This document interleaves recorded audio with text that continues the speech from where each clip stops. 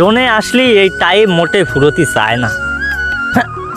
সারা জগদীশই চল না, ও শালা আবার মোটর বাইক কিনলো কবে? ও বা দাঁড়াও দাঁড়াও দাঁড়াও দাঁড়াও দাঁড়াও দাঁড়াও। বলুন কাকাবাবু। ও বা গাড়ি এখানে কিনছো নাকি?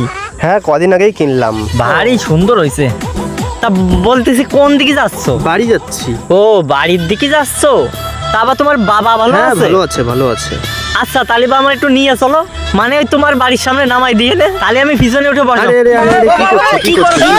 আস্তে আস্তে আস্তে পড়ে গেলে তো। ওরে আমার দয়াল রে, শালা মাজায় কোট খাইছি রে।